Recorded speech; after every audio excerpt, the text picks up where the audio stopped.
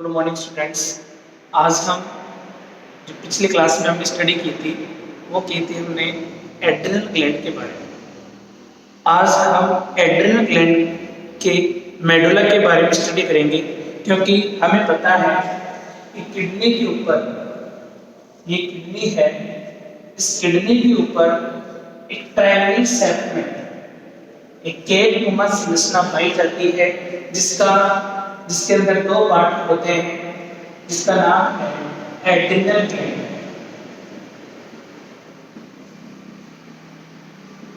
और adrenal gland के अंदर दो पार्ट होते हैं, बाहर की तरफ कॉर्टेक्स और अंदर की तरफ छोटा भाग मेडुला।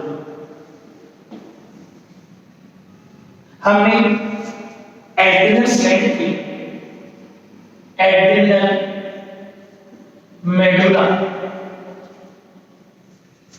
एड्रिनल मेडुला के बारे में हम स्टडी करेंगे आज। इससे पहले हमने एड्रिनल कॉर्टेक्स के बारे में स्टडी कर चुके हैं, और एड्रिनल कॉर्टेक्स के तीन पार्ट होते हैं, तीन लेयर होती है, जोना, ग्लोमेरुलोसा, जोना फेसिकुलेटा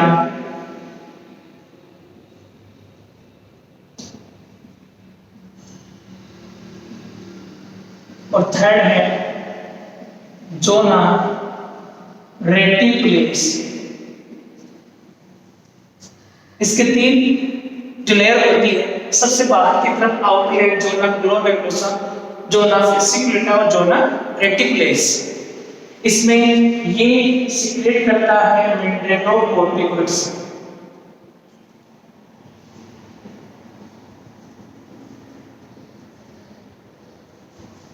ये सीक्रेट करता है ग्लूकोर्टिकॉइड्स,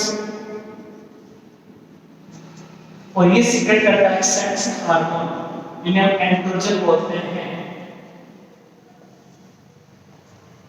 इसके बारे में हमने स्टडी कर चुके हैं।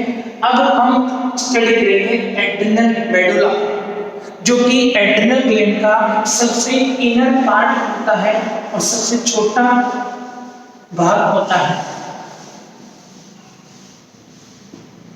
ये इस ट्रायंगुलर ग्लैंड के अंदर मिडिल पोर्शन होता है, ये जिसे हम एड्रिनल मेडुला कहते हैं। और एड्रिनल मेडुला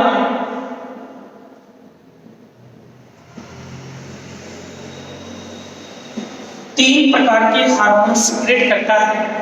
उनका नाम है, फर्स्ट हार्मोन है एड्रेनालिन, सेकेंड है नॉन एड्रेनालिन, थर्ड है डोपामाइन। इन तीन हार्मोन को सीक्रेट करने वाला जो पार्ट है वह एड्रिनल मेडुला। सबसे पहले बात आती है एड्रिनलिन हार्मोन। ये टायरोसाइन, जो एमिनो एसिड है, उसका डेरिवेटिव होता है। किसका डेरिवेटिव होता है? टायरोसिन नामक एमिनो एसिड का डेरिवेटिव होता है। इस डोपामाइन को हम न्यूरो इनहिबिटरी हार्मोन भी बोलते हैं। न्यूरो इनहिबिटरी हार्मोन, यानी जैसे ये तंत्रिका तंत्र है,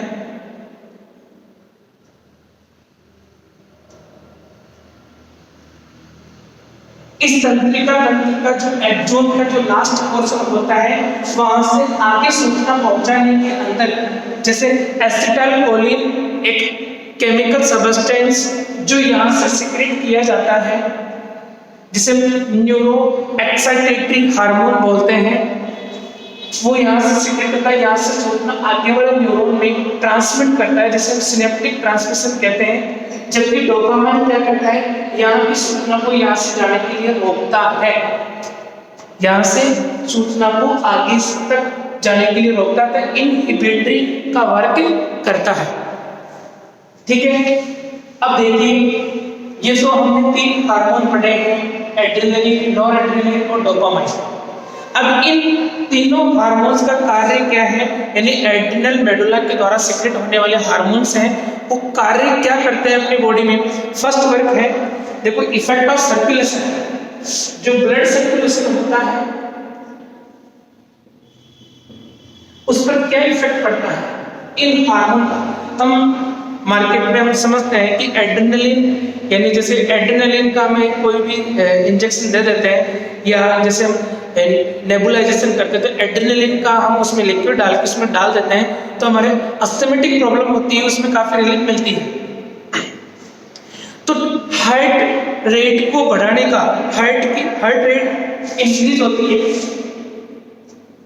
हार्ट रेट इंक्रीज होती है, आउटपुट बढ़ता है।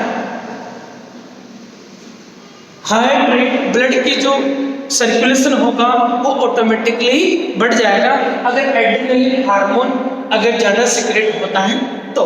दूसरा, रेस्पिरेशन पे देखो, सेकंड है रेस्पिरेशन, यानी इसकी रेट इंक्रीज हो जाती है। रेस्पिरेशन की जो रेट होती है वो ऑटोमेटिकली क्या हो जाती है, इंक्रीज हो जाती है अगर एड्रेनलिन हार्मोन अगर सिक्रेट होता है तो। दूसरा, ब्लड पर देखो, ब्लड में शुगर लेवल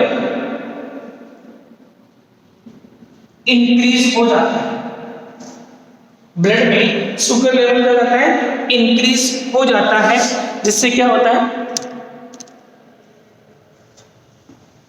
ब्लड में शुगर का लेवल ऑटोमेटिकली बढ़ जाएगा एड्रेनलिन हार्मोन के कारण।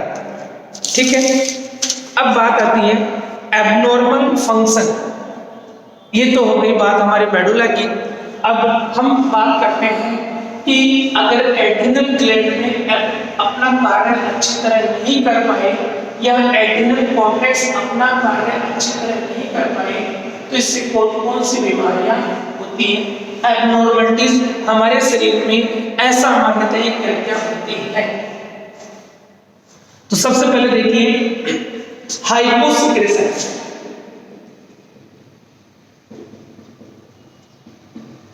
Son of adrenal cortex, hyposecretion of adrenal cortex. देखो, हाइपो का मतलब है निम्न श्रावण। अगर एड्रिनल कॉर्टेक्स जिसका हमने बताया था एल्डोस्टेरोन और कोर्टिसोल, ये जो दोनों हार्मोन हैं, अगर ये कम मात्रा में सिक्रेट होते हैं तो हमारी बॉडी पर क्या इफेक्ट पड़ता है। हमने आपको पहले बताया है कि एल्डोस्टेरोन एक लाइफ सेविंग हार्मोन है, हमारे जीवन की रक्षा करता है, जबकि कोर्टिसोल हार्मोन को हम लाइफ प्रोटेक्टिंग हार्मोन बोलते हैं। जब भी कोई व्यक्ति स्ट्रेस और ट्रॉमा की स्थिति में आता है तो उस समय हमारे शरीर को बचाने का जो कार्य करता है वो है कोर्टिसोल। व्यक्ति स्ट्रेस के अंदर व्यक्ति की मृत्यु हो जाती है, लेकिन स्ट्रेस के समय जो हमारी सेविंग करता है, प्रोटेक्ट करता है, हमारी बॉडी को प्रोटेक्ट करने का कार्य करता है, वो हार्मोन है कोर्टिसोल। जबकि हमारे ब्लड के फ्लो को अच्छी तरह मेंटेन करने का जो वर्क करता है वह एल्डोस्टेरोन, क्योंकि एल्डोस्टेरोन क्या करता है, हमारी बॉडी में जो यूरिन बनता है उस यूरिन के अंदर से पोटेशियम आयनों को एक्सक्रीट करने का कार्य करता है, जबकि सोडियम आयनों को वहां से निकालकर ECF volume extra cellular fluid में ऑटोमेटिकली उसकी मात्रा को बढ़ा देता है, जिससे ब्लड का फ्लो अच्छी तरह हो जाता है। यहां पर हम बात करते हैं कि निम्न सिक्रेशन से क्या होता है। तो एक डिजीज होती है एडिशन डिजीज। एडिसन रॉ, ठीक है। और इसका एडिसन क्यों पड़ा, क्योंकि थॉमस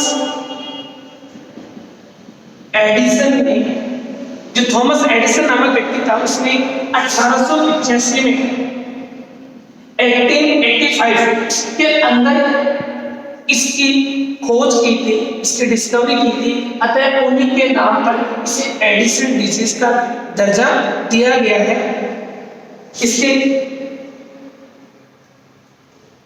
सिम्टम्स क्या है? पहला सिम्टम्स है वो है, देखो, त्वचा में एक्सेसिव पिगमेंटेशन, एक्सेसिव पिगमेंटेशन,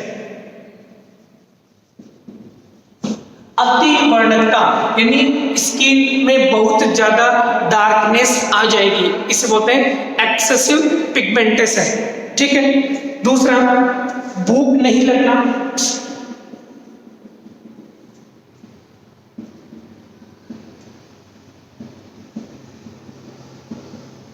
तीसरा, फर्स्ट है एक्सेसिव पिगमेंटेशन, दूसरा है भूख नहीं लगना, और तीसरा है वजन कम होना, वेट लॉस, वजन कम होना भी इस रोग का लक्षण है, ठीक है। दूसरा है सोडियम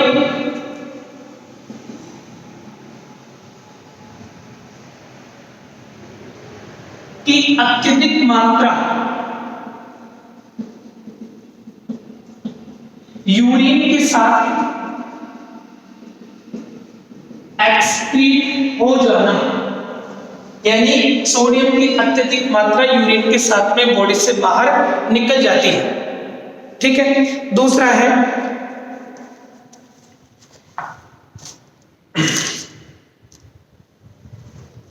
देखो, ठंड यानी कोल्ड और हॉट एनवायरनमेंट के प्रति बॉडी बहुत अधिक सेंसिटिव, बहुत अत्यधिक संवेदनशील हो जाती है। जैसे थोड़ी सी कोल्ड लगी, हमें मतलब थोड़ी सी ठंड पड़ी, हमें जुकाम लग जाना, तो बहुत ज्यादा सेंसिटिव हो जाती है।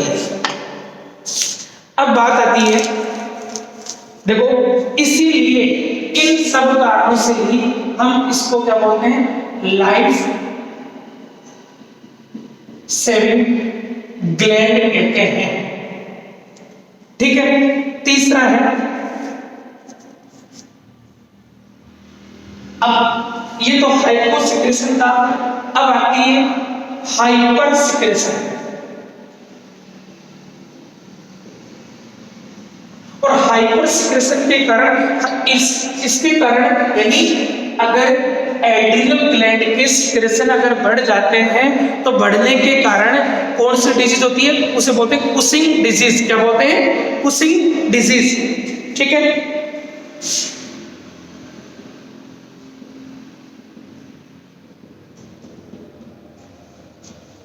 और कुशिंग डिजीज के कारण व्यक्ति के अंदर देखो, ईसीएम में सोडियम और इसके साथ साथ जल की मात्रा बढ़ने से ब्लड प्रेशर बढ़ जाता है। यानी अगर ज्यादा देखो, सीधी सी बात है, अगर जैसे हम बात करते हैं एल्डोस्टेरोन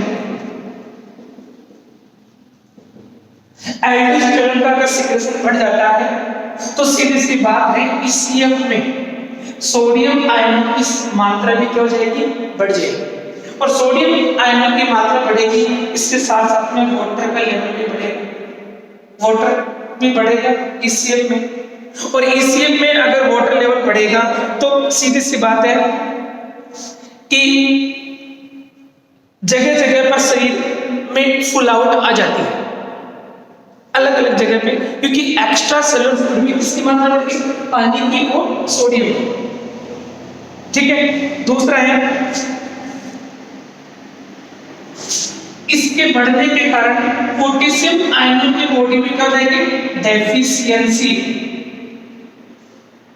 क्योंकि एल्डोस्टेरोन क्या करता है, एल्डोस्टेरोन मूत्र में से सोडियम आयनों को तो रीअब्जॉर्ब करता है, उन्हें अवशोषित करता है, उसको निकालकर ईसीएफ में छोड़ देता है और ईसीएफ से पोटेशियम आयनों को यूरिन में छोड़ देता है, जिससे क्या होता है, यूरिन के द्वारा पोटेशियम आयन शरीर से बाहर निष्कासित कर दिए जाते हैं। अगर एल्डोस्टेरोन की मात्रा अगर ज्यादा बढ़ जाती है, यानी अगर एड्रिनल ग्लैंड के एड्रिनल कॉर्टेक्स के द्वारा कॉर्टेक्स का सिक्रेशन अगर बढ़ गया तो ऑटोमेटिकली ही बॉडी के अंदर पोटेशियम आयनों की कमी हो जाएगी और सोडियम और पानी की मात्रा बढ़ जाएगी, और ये एक कुशिंग डिजीज का सिम्टम्स है।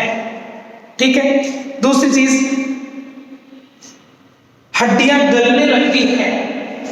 हड्डियां क्या हो जाएंगी, मतलब हड्डियों में गलावट आना स्टार्ट हो जाएगी, क्योंकि सोडियम क्या करता है, हड्डियों को गलाने का कार्य भी करता है। ठीक है। इसके अलावा लड़कियों में लड़कों जैसे लक्षण, लड़कियों के अंदर लड़कों जैसे लक्षण, जैसे तेज आवाज आना, दाढ़ी मूंछ आना, ठीक है, आदि। इसके अलावा स्टेरिलिटी, बांझपन की स्थिति उत्पन्न हो जाती है। ठीक है। इस प्रकार से हाइपोसिक्रेशन के कारण एडिशन डिजीज होती है और हाइपर सिक्रेशन के दौरान कुशिंग डिजीज होती है। और कुशिंग डिजीज में क्या होता है कि ईसीएफ में सोडियम आयन की मात्रा बढ़ जाती है और पोटेशियम आयन की सांद्रता घट जाती है। लड़कियों के अंदर लड़कों जैसे करैक्टर उत्पन्न हो जाते हैं, हड्डियों में गलावट उत्पन्न हो जाती है। ठीक है। जो सारे के सारे किसके सिम्टम्स हैं, उसी डिजीज के सिम्टम्स हैं। इसके अलावा एडिशन डिजीज में मैंने बताया एक्सेसिव पिगमेंटेशन, भूख नहीं लगना, वजन कम होना, सोडियम की अत्यधिक मात्रा यूरिन के साथ में एक्सक्रीट कर दी जाती है, और अगर सोडियम की अत्यधिक मात्रा अगर शरीर से निकल जाएगी तो ब्लड का बहने की कैपेसिटी कम हो जाएगी और हार्ट के पास में प्रॉपरली ब्लड नहीं पहुंच पाएगा। और हार्ट के पास में, इसका मतलब क्या हुआ कि ईसीएफ के अंदर एक्स्ट्रा सेलुलर फ्लूइड के अंदर पोटेशियम आयन की मात्रा बढ़ गई, जिससे ब्लड अच्छी तरह फ्लो नहीं हो रहा। और अगर ब्लड अच्छी तरह फ्लो नहीं होगा तो हार्ट के पास में प्रॉपरली ब्लड नहीं पहुंच पाएगा और ऑटोमेटिकली कुछ ही समय में व्यक्ति का हार्ट फेल हो जाएगा और मृत्यु प्राप्त हो जाएगी। इस प्रकार हम कह सकते हैं कि एड्रिनल ग्लैंड एक लाइफ सेविंग ग्लैंड है, जो हमारी बॉडी के लिए एसेंशियल ग्लैंड है। इसमें भी मोस्ट इंपोर्टेंटली एड्रिनल कॉर्टेक्स से सिक्रेट होने वाले हार्मोन एल्डोस्टेरोन और कोर्टिसोल। एल्डोस्टेरोन को हम लाइफ सेविंग हार्मोन बोलते हैं, जबकि कोर्टिसोल को हम लाइफ प्रोटेक्टिंग हार्मोन बोलते हैं। ठीक है।